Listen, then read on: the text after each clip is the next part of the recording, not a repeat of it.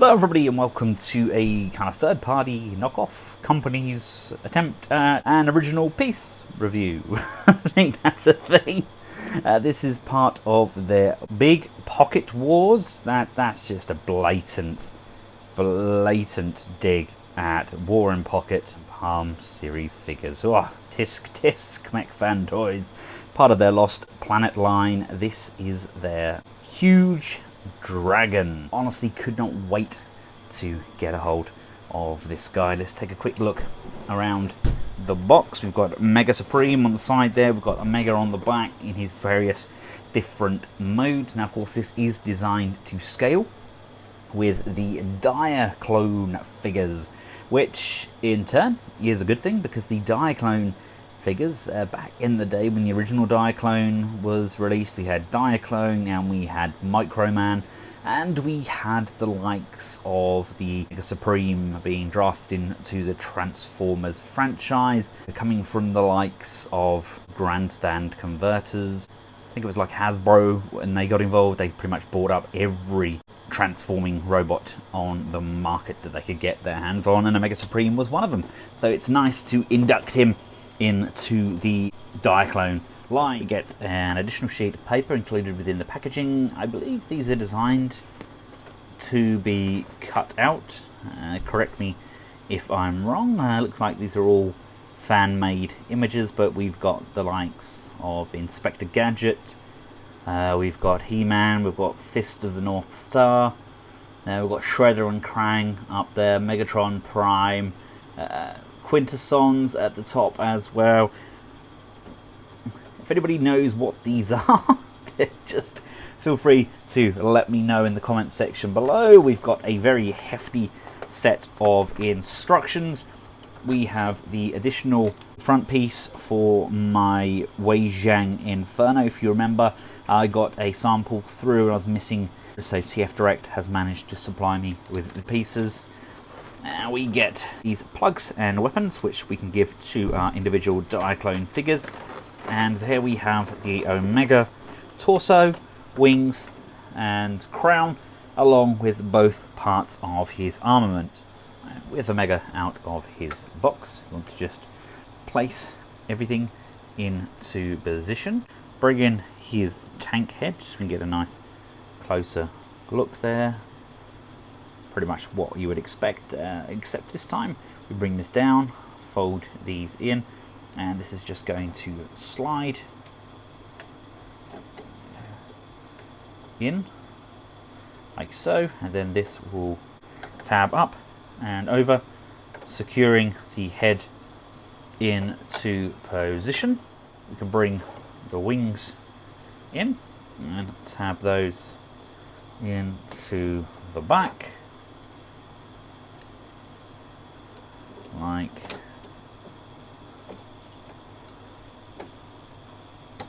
so. And here we have him in all of his glory. It's a pretty nice looking figure. It's not amazing. It's definitely not my favourite Mech Fan Toys product to date, but it is a good example of them attempting their own engineering. If we bring in some of the Diaclone figures, scale-wise, he's pretty much smack bang in the middle of where you would expect him to be. I do love the finish on these sections, and this piece, especially this, kind of reminds me of the steampunk era, although if we open it all up, and we can basically turn it into a tactical flight suit, and we have another rig here as well, which again can double up as armory for our mechs. Just detaching the feet can basically peg in on either of those tabs, and then we have these sections for their backs, and they are pretty much compatible with whichever of the mech armors you choose to incorporate them with, which I think is a really nice touch. That looks freaking awesome, doesn't it? And look at that. Gotta love yourself some wings. Now we get a set of these arm cannons, much like we got over there. These can slot in to various different ports, or you can use them with an existing figure. And if you haven't already watched my review, these do just disengage, and we can flip this open and we can flip the hands out, and they actually form arms all on their own. I'm not really a fan of the arm look. I prefer to have them kind of mounted as shoulder weaponry, but I know people like options and choices. I love the colouring on the containers this time round. Really nice having that kind of metallic charcoal, although it's not the same grade that we've used for Omega. I thought they would have kept that kind of in unison. But as far as an Omega Supreme goes, I mean, he definitely looks the part, doesn't he? I don't have any Legend figures to hand to compare him to. They're actually in storage. We've got TF Nation just around the corner. I'm sorting out bits to sell and keep, so at the moment they are in limbo, but he definitely looks the part. I mean, he stands in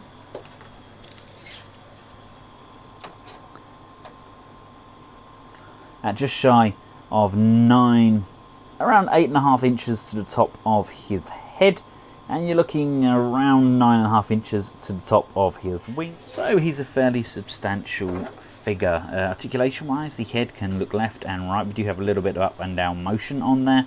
The shoulders can come forwards and backwards on ratchets, out to the side on friction joint, upper bicep rotation, ratcheted joint on the elbow. We get forwards and backwards motion on those claws with an additional bend at the tip.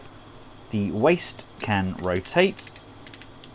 We can go forwards and backwards, out to the side, upper thigh rotation, bend on that knee, nice tight joints on this, tilt on those feet, and there's additional up and down motion on those toes. So it's a very dynamic looking figure. I love the additional paint applications on the arms, and we have that reflected throughout the figure. Now they have already released the Centurion kind of version of this, done in the blue and white, which I actually prefer the look of, but this was in stock. So as far as a Legend scale Omega Supreme goes, I don't think we're going to get much more than this. This is pretty darn good. I mean, his flares are too wide. He definitely comes across more kind of Wei Zhang Omega Supreme as opposed to like the likes of the Fans Toys or DX9. He's gone for that similar sort of aesthetic, only shrunken down, but it doesn't make it a bad thing. Now let's just remove this chest plate and let's remove the tank. We can transform that back up. That's going to come down like so, and there is our little Omega tank. The arm pieces just slide and detach off. The wings can be removed, much like pretty much every Diaclone piece released to date. They are modular and you can do pretty much what you want with them. They're very customizable, and I like that. In fact, this is very, very similar to the Wei Zhang version. I would almost go as far as saying that they copied Wei Zhang, but surely not. Surely not. There we go. Arms just untab, and we're left with a very sad looking torso. Now, whilst looking at the torso, one thing I do particularly like is the shoulder and chest mounted missiles. Look at the paint scheme on those. Bling-tastic.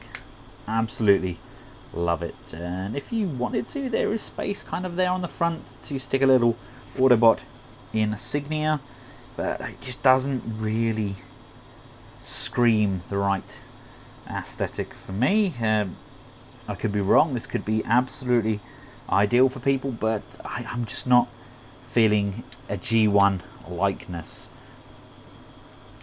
Right, once you bring these legs round, like so, so that the feet are facing forwards. Apparently this whole piece here, all the way through to here, this is actually going to pull down. It's very stiff, but it will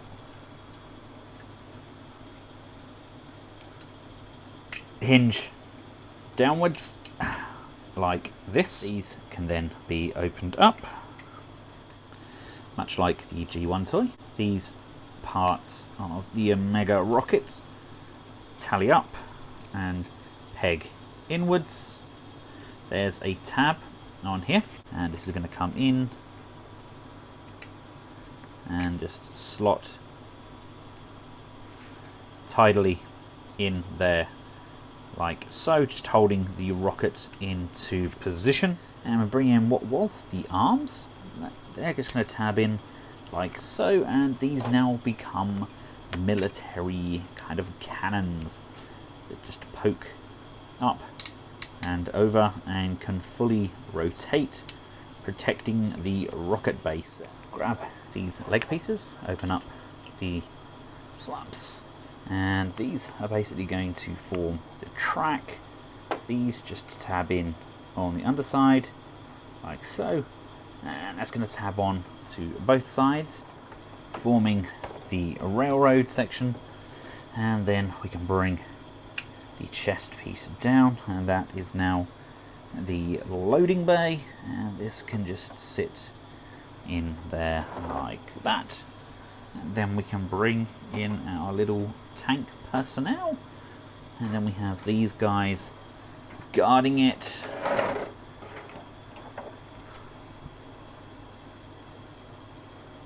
Like that. If you've got the additional weaponry, we can add those in. I mean, it's a pretty nice looking base mode, but it doesn't stop there. The fun can continue. There are various different options outlined in the instruction manual. I'll leave some of those to you to discover, but I'll cover a couple of them. First, we can disengage this piece here and this piece here. Can then bring these down like so, and that one down like so. These are then angled, and this is now a tripoded weapon. Just need to square that off, and removing this base piece, we can position that just at the bottom of his feet. We can put one of our mechs in there, and he's working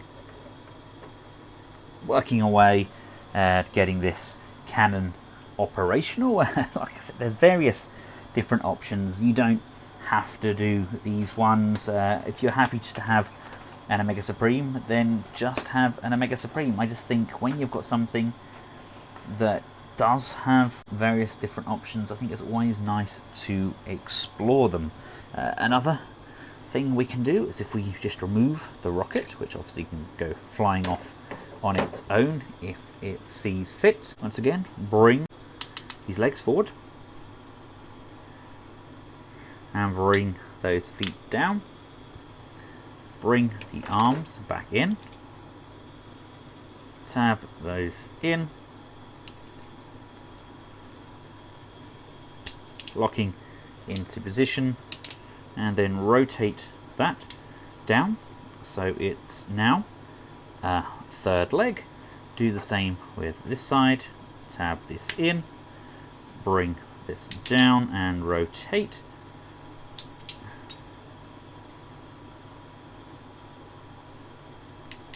Bring in the adapter from the back of the containers. They can then tab in, and they kind of fill out that back leg section. Make sure this is down. The reason being is we need to gain access to these tabs on the inside, so we can slide these downwards on both sides.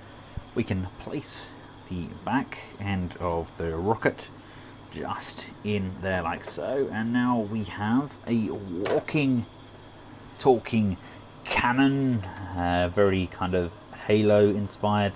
Got the weapons stored here, We've got his little leg cannons going on, so there's lots of different variation. It all kind of revolves around the train track remaining a train track, though.